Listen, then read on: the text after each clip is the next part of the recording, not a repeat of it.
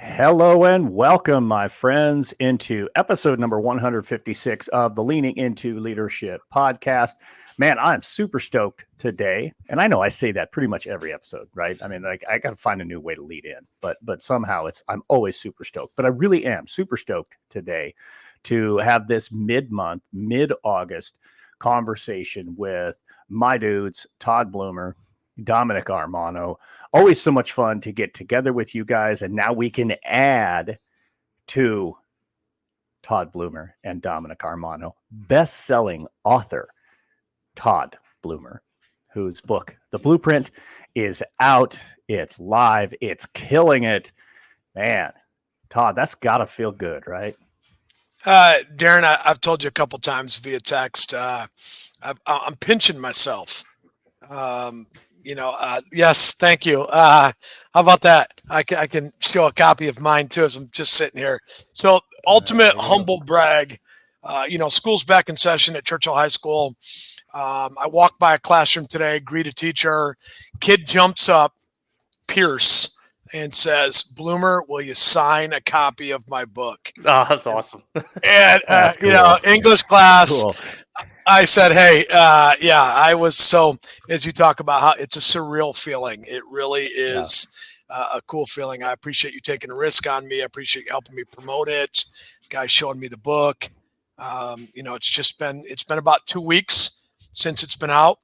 And, really, just a humbling experience. So can't put words to it. It's one of those things that, you work your whole time to put a book out. And then all of a sudden it's out and you're like, holy cow, people are reading my vulnerability, my story, my take on education. And it's a crazy feeling, man. Well, and the thing is too, and you're discovering this now and you'll continue to, and Dom, you're not far away from discovering this too. The work is just now beginning. This is the start of the work. This isn't the culmination. This isn't the end point. This is, okay, it's out there now.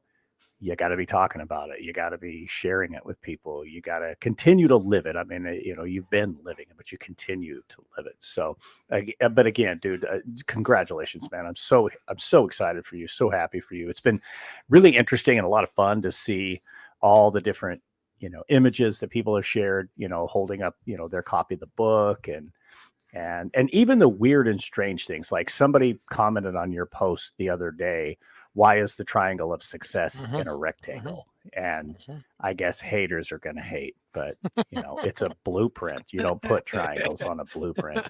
That's why. So, Dom, things are cooking in New York too, right? I mean, you guys have had some bizarre weather. You got, you're back at work.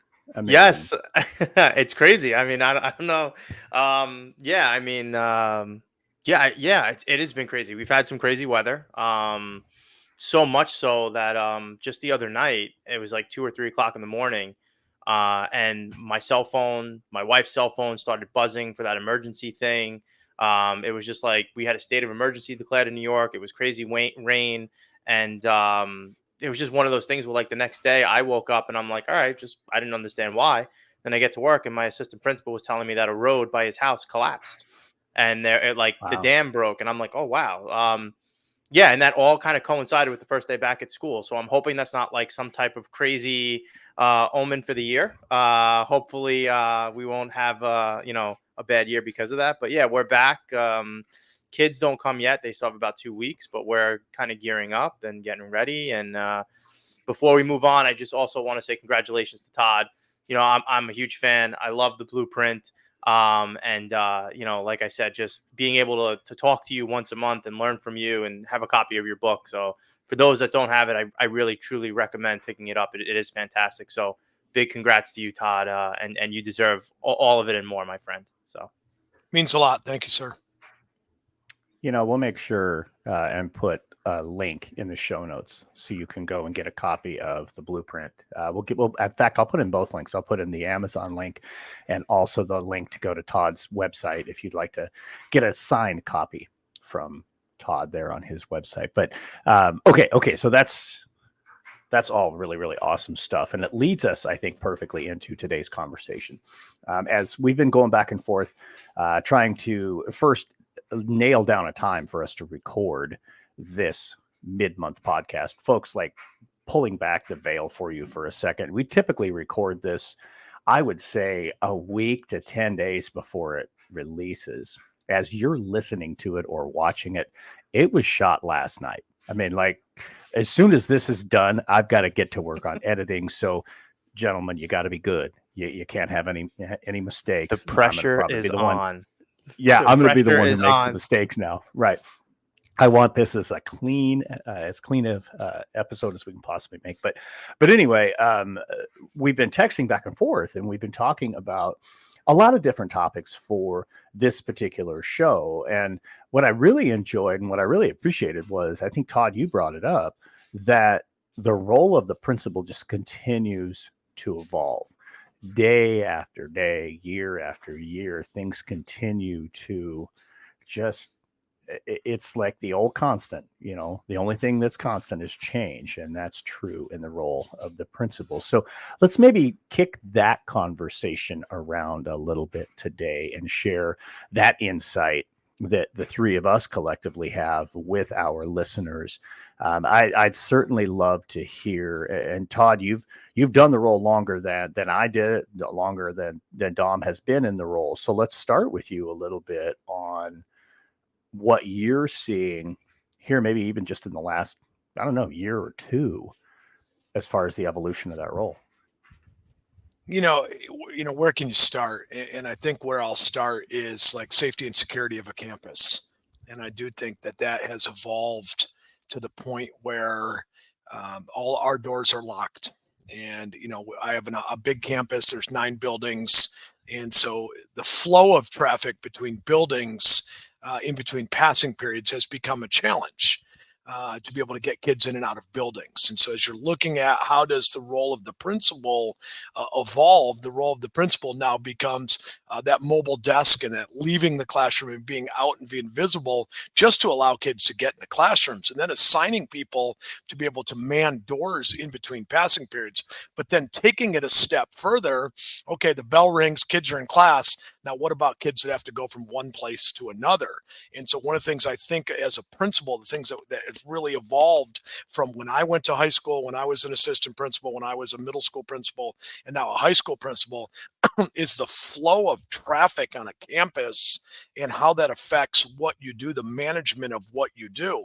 And it used to be just easy, just go from building A to building B or building C. And now you have to really think about this. Can you call for kids during passing period? Can you call for kids during the period? What if a parent shows up and they need a kid? How do you get the office aide from one building to another? And the safety and security measures that we put in place are so needed because of the outside, factors of the world have just changed the way we do our job. And so, with schools that have one door, which everybody comes in, that might be a little easier. And so I think one of the things that really has affected and changed education is when legislators are throwing money towards schools to help with school safety. So many schools are so different that one size does not fit all when it comes to the safety and security of our campus. And then you peel back another layer. How do kids go from point A to point B? How does a parent come on campus? Where does a parent park?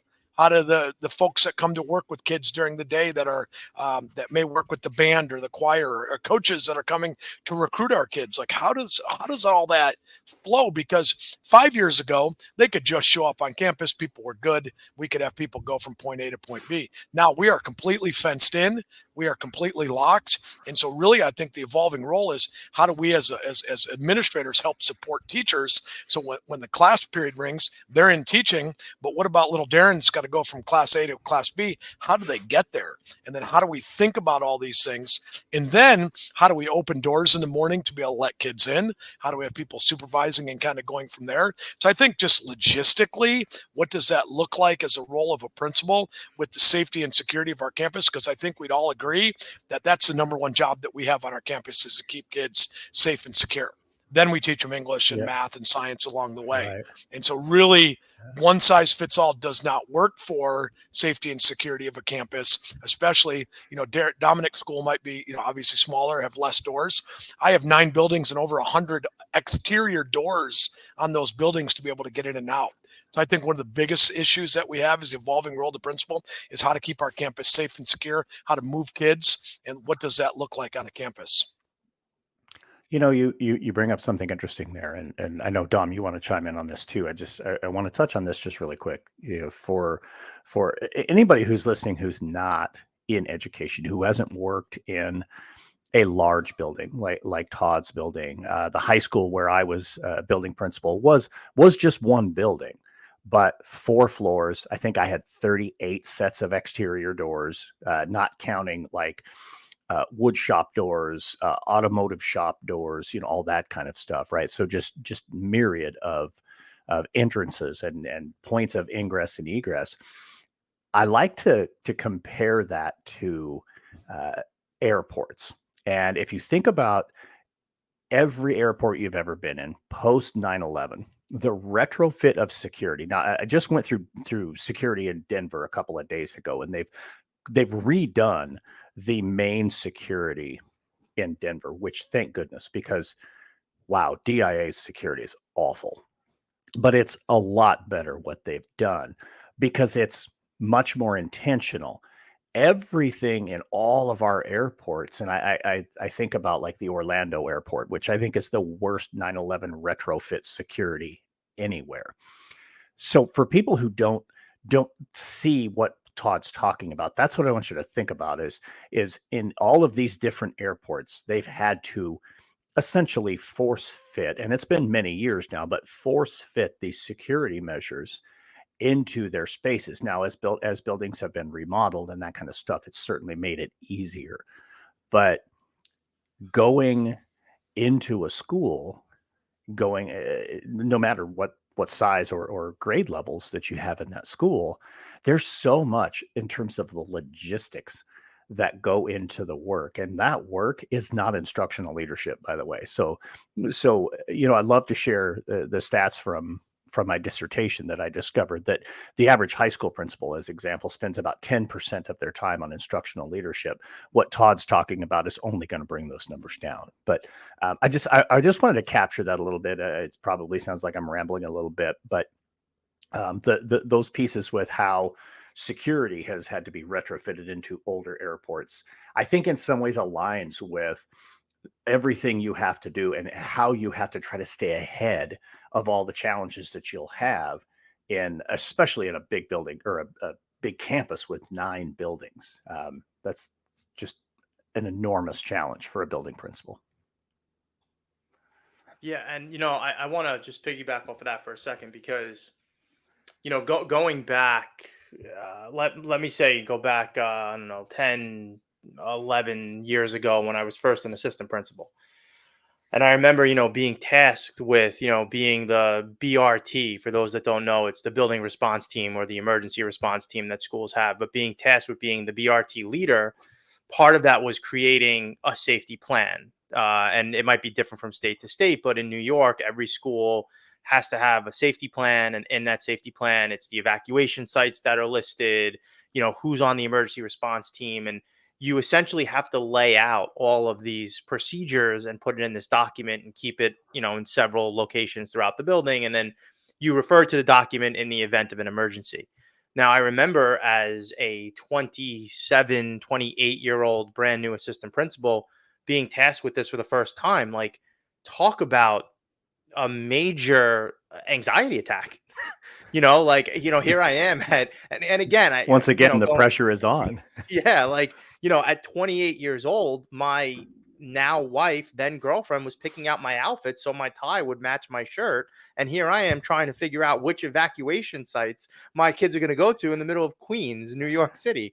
It is, and we're laughing, but it's true. So in one aspect, Mr. Armano couldn't even pick out a tie that matches his shirt. But in the other breath, I'm contacting churches and other schools and firehouses and asking them if we could evacuate there.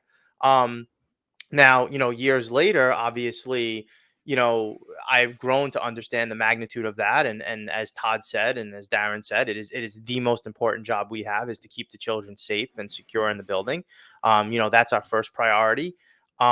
But the other thing too is you could be as in depth and as intricate and write and document everything you need to do in that safety plan. But in the event of a real emergency, sometimes you have to deviate from that plan.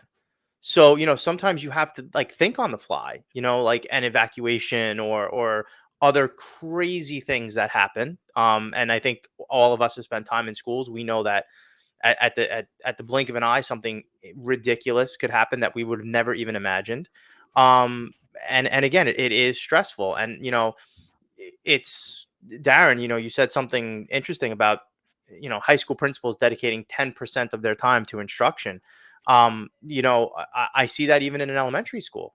Because our time is logistics, is movement, is flow of traffic. Keeping all of these kids safe, and it's I don't know what word I'm saying. It's important. But it's also a little scary to think that you have to be able to think about these things that no one really wants to think about, but you have to, and that's the No, world but that we it's live in. all Yeah. consuming. Yeah, it Yeah. really is. Mhm. And in that same research, I will tell you the average elementary school principal, 16.3% of their Oh, so time right is there, spent. right Yeah, there. there you go. So you're crushing it compared Yeah. to Todd.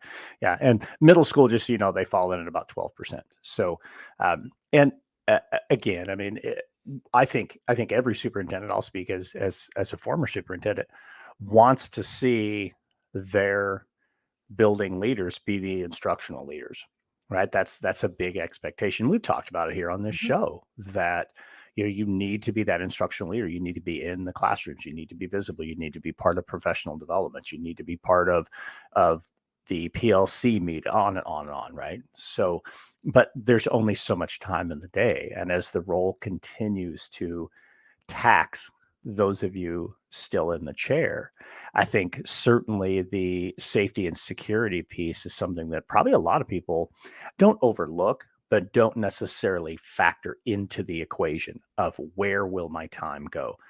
One of my favorite activities to do with leaders and leadership teams, and Todd, I think you've even seen me do this with the group at TASSP. I love to ask the question, what steals your time the most? And it's so interesting to hear what people say. But building security and safety is not one I've heard come up before. But certainly, Todd, that's kind of where you've taken our conversation, which I think is awesome. That this is something that's not personnel management, although probably it is because you're going to assign people to locations.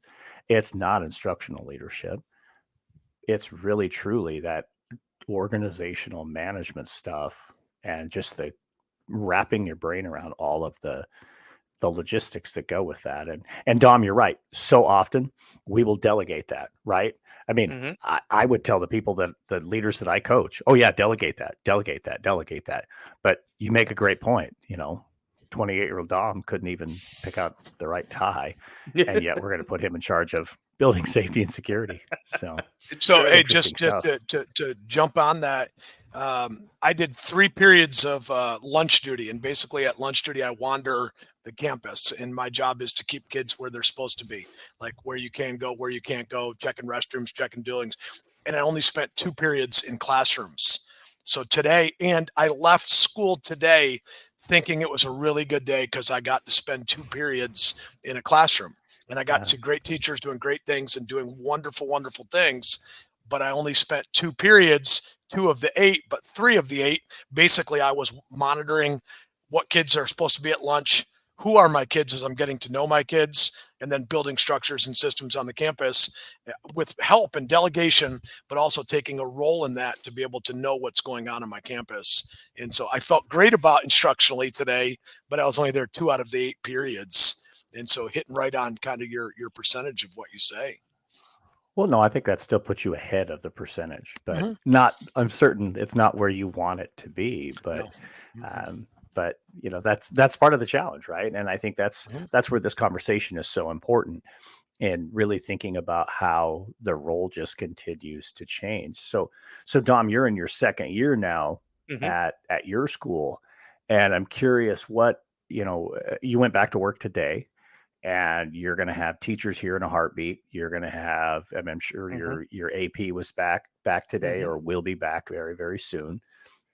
What are you anticipating that will change for you this year in your role?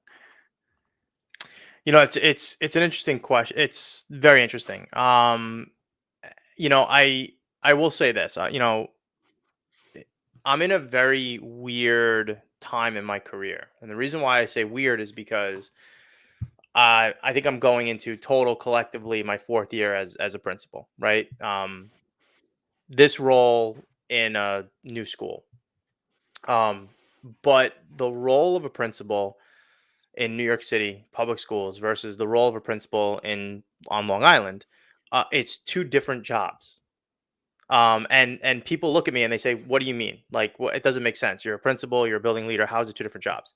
Um, in New York City, the job of the principal is almost that of a superintendent, human resources, budget director, all rolled into one. So in the building that I was in the city, I was able to make all of the decisions. I did not have to get any, okay from a superintendent or a budget person. They gave me the money. I created the budget. If I had to hire, I hired. I was human resource. I was everything. Where on Long Island, the system is very different in that there is kind of layers of management. And I now have an assistant superintendent of human resources that is the one responsible for creating the postings and help with the hiring. And I have a budget director that will kind of craft the budget. Obviously, we work together, but it kind of falls in that capacity. So year one for me, where I am now, was understanding the dynamic of the principal on Long Island, which follows for those that are listening that maybe work somewhere else in New York State, but it's like the New York State model of education, where the city's kind of just totally off and they do their own thing. So that was year one. It was understanding my new role and what I was expected to do, which was learning an entirely new job, which is kind of funny. Year two for me now, the big change is settling in, where I learned the job, I learned the community. We made some changes, but it was really more about building relationships and letting them know who I am as a person, as a leader, as an educator. Um, Year two, the changes is settling in, and what I mean by that is like really kind of taking hold of my role, of what I'm going to do. I kind of learned from the mistakes of last year, and have created personal goals, that is something that honestly I've never done before because I was so comfortable with just the routine and the structure and the system, where now it's like I want to get in classrooms more. I want to do these things. So the big change for me is just taking a step back, if that makes any sense, and kind of really getting acclimated to where I am. I do believe that is an ever changing uh, part of our job, because the more I get online and connect with people and kind of build my professional learning network and speak to other principals, there a lot of them are like taking this step back and kind of building those relationships and kind of figuring out where they're going to go and creating these goals. And for me, that's it's different. And I'm sure I'm rambling now, but I hope that makes sense. I think those that probably sat in the role understand it, but that's kind of where I am, and I'm feeling pretty confident about it. At the same time, excited about it, but also a little nervous because it's year two is year one. Everyone has a year one, and what I mean by that is, oh, I didn't know, I'm sorry. But year two is like, you were here last year, so now you know. So we'll That's we'll see right. how The it goes. honeymoon But is over. yeah, exactly. But yeah, that's where I am. So we'll see. Yeah. Definitely a change. You know, what it makes me wonder about, and Todd, I'm kind of curious your take on this. So many principals are new in their roles this year, or are like Dom in year two. So many of the schools that I work with, the leadership turnover just, it continues and it continues and it continues. And so I wonder if, perhaps a part of the evolution of the role is the the length of time that you're able to be in the role, because each passing year, each passing month, you learn a little bit more, you have a little bit more confidence, you're a little bit more clear on even just what your vision is for the school. I had a conversation with a principal whose team I work with and support today. And as he's coming back from his summer break, said, all summer long, Darrin, it just kept rolling in my head. You kept telling me, hey, let's think about what is your compelling vision of your school. And it's just kept rolling in my head and rolling in my head. And he's starting actually year 4 in the position that he's in. And his leadership team has been together that entire time. And I feel like when we work later this week, they're going to be a lot clearer on that vision, because they've had the time with their feet on the ground, building the relationships, building the routines, building the processes and systems. So, Todd, I'm curious. I mean, you've done this in 2 different roles, and you've been obviously at Churchill for a while. Is there a connection between the length of time you're in the role and how you might see the perception, or what your perception might be rather, of the evolution of the role?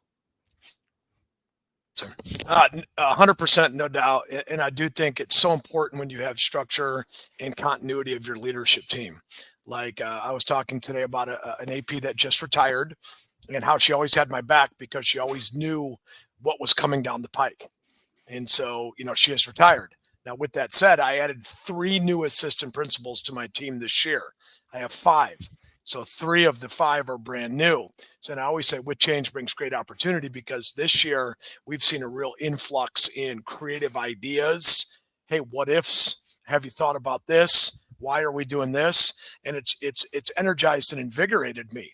And so as we look at this, I think if you can get past year 2 or 3 as a principal, then you all of a sudden, like you mentioned, in year 4, in year 5, this is year 6 for me at Churchill High School. I know where we want to go. I've been here. I've built great relationships with teachers, community members. I know where we want to go. So I think really the evolving principalship is if you can survive years 1 to 3, if you can make it through. And I think, Darrin, you've hit it on the head when you talk a lot about in your book and in your podcast about getting a leadership coach to be able to assist you in years 1, 2, and 3.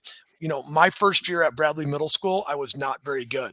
My first year at Churchill High School, I was much, much better because of what I learned in that process, that failing forward of what I have. And so really, I think, honestly, the evolving role of the principal, you're going to see people that are in the principalship 1 to 3 years, or you might see people that are in the principalship 6 to 10 years or 10 years plus. Because if you can make it, if you can hang in there and you can make it and you can learn the structure and the systems, get good support, like I think the evolving roles you're going to be able to stay. What I worry about is that principals are leaving the profession and we're promoting people that might not be ready to sit in the principal chair. And if you don't have a coach and if you don't have a support system in place and you're constantly, as you mentioned, Darrin, drinking from the fire hose, playing fireman, you're not going to be successful, because then you fall apart as a person. So I think as we kind of talk a little bit about this, like the evolving role of the principal, if we're not taking care of ourselves, then year 1 to 3, we're out.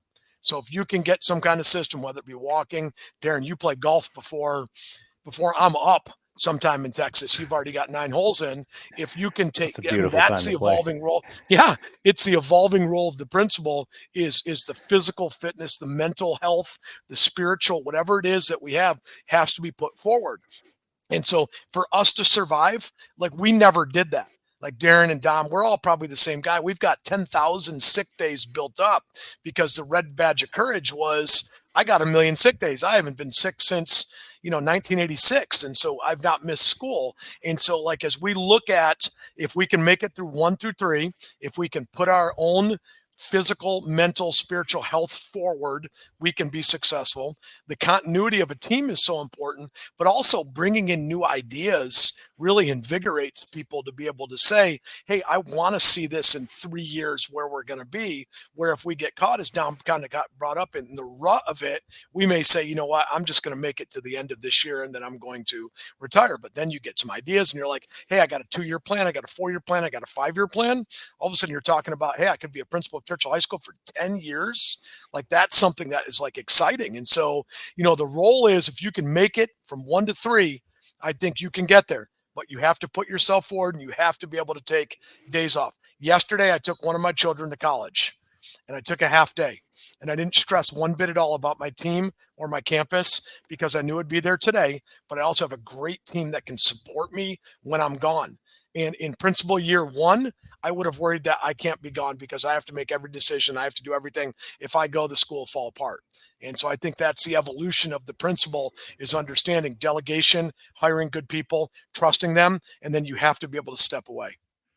Yeah, and it's so funny that you say that because it's so true. And I think that's what I was, I guess, trying to get at before with my rambling of nonsense. But you talk about something that I actually reference in my book. I made a big mistake my first year as a principal, and it was not a mistake in my role or in my job. It was a mistake in my personal life, in my family life, and I talk about it. I was offered my very first principalship while my wife was 8 months pregnant. I've talked about this before, I believe on the show. And, I remember my superintendent at the time offered me the job. And I, of course, said yes, because it was something that I wanted for a very long time. And I expressed that concern that my wife was pregnant. And I remember him saying, that's not a concern, that's a blessing.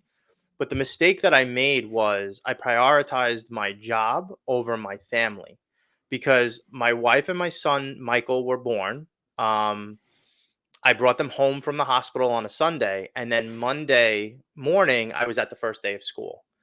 And I did not take a single day off from that first day of school till about December. So my son was at 4 months old before I even took my first day off. Looking back on that, that was a mistake. I've learned through that year, through year 2, through now, through even that you could still be both. You could still be good at both jobs. You could still be a great dad and prioritize your family at the same time as being a great principal and prioritizing your school. And one should not have to suffer. Whereas when I was coming up through the ranks as a young teacher, as an intern, as an assistant principal, and again, no disrespect to my principal, but he was a little more from a different time where, like you said, he didn't take days off. If his child was sick, it was his wife that was taking off. He wouldn't take off to bring his son or daughter to school or anything like that. And I think that's an ever-changing role as well with the principal, is that we're allowed to be human beings and we're allowed to have a family and take care of ourselves. It's okay if you have goals, if you plan ahead of time and you have a leadership team that's going to support you. It's okay to leave and do what you need to do. And like I said, I learned that the hard way. And again, I say that my wife is a super star, rock star for putting up with that. But again, it was a mistake that I learned, and I do live with that regret. Honestly, I should have taken a little more time when Michael was born, and I did not. But I think but I think that's huge right there, right? And that really hits again on another one of those evolving pieces with the role. I mean, we've got one extreme of hey, wow, we've got to spend all this time focused on safety and security, but something that has changed, and I'm grateful that it has, is that more and more principals are focusing on taking care of themselves. I appreciate you both for really bringing that up. That's a really important piece, folks. If you're a building level leader, if you're a district level leader, if you're an aspiring leader and you're listening, don't forget to take care of yourself, because if you don't, you're not going to be there to be able to take care of it, right? And I mean, we can all share the stories on that, but I think Dom's is the perfect one. Let's do this, because already our time has just flown by. I'm curious. So again, Todd, you're back in session. You have kids in the building. Dom, you're just right around the corner from it. So the next time we sit down together and record our September mid-release, you guys will both be back in school. So I want to ask you this. Maybe just spend a minute or two on this. Let's not go too long. But what's maybe one goal, one thing you're focused on or you're trying to accomplish this year as the leader of your campus? And You guys decide who goes first. I'm not going to pick. Dom, I'll jump in there. Go ahead, Todd. Thank you. It is being that instructional leader. I sat in TSSP session this summer. Darrin put some stats up on the board, and we're all prideful people, and high school principals were in third place of three when it comes to being in a classroom. And as we look at everything that we're responsible for doing, being in a classroom is the most impactful. You look at Hattie's work, and Hattie's work says, put a great teacher in a classroom, and the great teacher can do great things. Then we look at our work, and our work is to support those teachers to be able to get them all the tools that they need. And so really, last year, I blocked off all Mondays and was able to get in classrooms on Mondays. So I'd put my percentage maybe at about 20%, Darrin, maybe ahead of those middle school or elementary school. Yeah. But I could get better at it. Like I could truly get better at that. And so looking at Mondays and then another half morning sometime throughout the week where I block off on my calendar, as you said, block off on my calendar, get into classrooms, support teachers. And so the goal becomes taking that and then using video as a coach, video to record 8 to 10 minute sections of teachers, send it to them, have them look at it. Then we come together and set goals based on my next observation of the class. It's something for me to say, Darrin, I was in your class today and you did all the talking. Kids were not responding. They were not paying attention.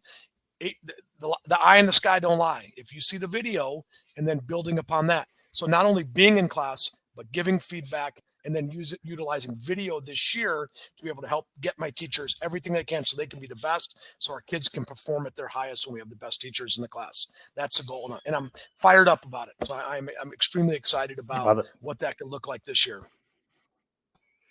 Well, that's great. For me, it's two things. And the first one is very similar to Todd's in that it's really just being an instructional leader and a coach, getting into classrooms, but having or providing an opportunity for teachers to learn from each other. So when we crafted our school goals last year and crafted our mission and our vision, one of the things that came up was teachers wanted an opportunity to learn from other teachers, not just sit in a professional development and listen to someone who's going to talk theory, but if we're focusing on small group instruction and the teacher around the hall or down the hall is doing an amazing lesson, they want to be able and have the opportunity to go in there, to observe it, to talk about it, and then implement it in their own room. So I'm very excited and pretty stoked. I built a mechanism for teachers to be able to do this. Some people may have read or seen the pineapple wall or pineapple charts where they have like an opportunity to kind of pick where they want to go. So kind of took a deviation of that where teachers are kind of going to be driving their own professional development. And I'm going to then give them an opportunity to do that if it's just means providing an extra coverage or putting a substitute in the room so they could do that. So I'm really excited about that. That's the first one. And the second one was part of our goals is just increased parent involvement in community events. So just, changing certain things that the school has done in the past to incorporate more community and parent involvement. Science nights, turning it into a STEM night, getting our PTA to support that. Having a good old fashioned career day where parents come in and volunteer and kids get an opportunity to see, what their parents doing and learn about some of the different types of career that's out there. So those are the two big pieces, but I'm really excited and very much looking forward to jumping into this. Let's look at what you're doing. Let's learn from each other because, some of the best professional development is the teacher down the hall. And I feel very strong about that and very passionate about that. And I'm excited because I'm putting it in their hands and they're the ones that are going to be driving what they want to do. Can I piggyback, Dom? We're kindred spirits because we're talking about the same exact thing, and it's so neat to know 1,800 miles separate us, and we're still, we're working on the same thing, and that's just awesome. Quarterly, we're going to have parent nights in Spanish, and we are going to address families that we have typically not connected with effectively, and we're going to start quarterly by doing that, and we're going to introduce families to how the school works and just the systems of what the school works, and then how we can help kids. And so as you're talking about building on parent nights, so are we, and we're trying to connect with families that we've not done a good job at Churchill High School of connecting with. So it'd be cool. This would be a cool topic to come back to mid-semester check-in or something, see how these goals are going. We'll have to remember them. Yeah, seriously. I'm like I Absolutely. said, I'm excited about it, and it is very cool to think that we're this far apart, but kind of right on the same page, which is kind of nice. Yeah, it is really cool stuff. So I will go ahead and jump in a little bit too. I mean, I'm not in a building, but I will tell you that I certainly have some goals for this year. And one of those goals that I'll share is taking some of that knowledge and getting it out of here and out into more hands. And so that's going to happen actually in a couple of different ways. Um, I think you guys are aware, but I'm working on a book with Katie Kinder. A big shout out to our friend Katie Kinder. And I'm also working on a book on leadership team development, which I think is going to be big. Those are both projects that I want to have completed this school year. But the goal that I really want to focus on, I want to share with you guys, is creating those micro courses around some of those topics that we're discussing. Over the course of this summer, so many interactions with people who want to have that leadership support, that coaching support, but they maybe don't have the ability to have a full year contract with Road to Awesome and their school district or their school, but some other avenues that they can learn little small things and just be able to go hit the one thing around. Maybe Todd, you referenced it. One of my favorite topics is ways to take control of your time through blocking of your calendar. I mean, imagine just a short 15-minute course on blocking time on your calendar. Imagine, a course, a 20 or 30-minute course on something you talked about, Dom, which is creating that peer observation process, something that, I had a lot of success doing both as a building level leader and as a superintendent. So that's one of my big goals, is to start to put those pieces in place to be able to share those with the world and get those out there, so that some more of there's the one audio goof in the entire episode right there. Some more individuals have access to some of the content like what we share right here on the podcast. So that's my big goal for the coming year, in addition to getting those 2 books taken care of. And I'm sure there will be other things as time comes along. So man, guys, we've really chewed through the time tonight, which is great. I love sitting and having conversation with you guys. Just, I don't know, final parting shots from you guys. Dom, I'm going to go to you first. No, just wishing everyone out there good luck. I mean, I think Todd, you're in school. I think schools around the country have either started or just about to start. So just wishing everyone a great 24-25 school year. And again, know that we are here to answer questions, to help support, because really that's what you need. You need someone to talk to, bounce idea off of. And again, reach out. We're here, and good luck to everyone. I'd say that this is year 29 in education for me, and year 10 as a principal, and the best start in the 10 years that I've had as a principal. And I really credit it to clarity, structures, and systems, and great people being around us. We went this year, I hope I can come back and talk.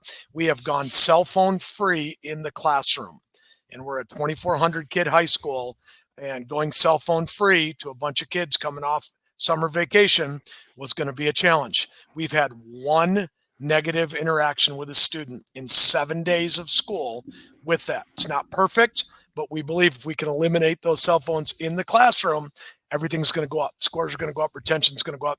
Outstanding parent support on it. Teacher support off the charts. Student buy-in. And the best part, and I'll end it with this, going into classrooms and seeing kids talk, not on their phone, but seeing 3 dudes like what we're doing interacting with, talking about the Broncos or talking about the Cowboys. And that really gives me great hope. So I'm excited about year 29 in education. This is going to be the best year yet. And so really, as we end this, I'm really optimistic about what the school year is going to look like. Yeah, I don't know that I can top any of that, guys. 2 outstanding final thoughts there. Yes, absolutely, folks. Get out there, have an incredible school year. We are available if you need anything.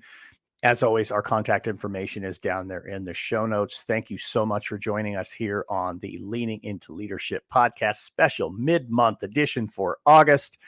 Get out there, have a road to awesome week.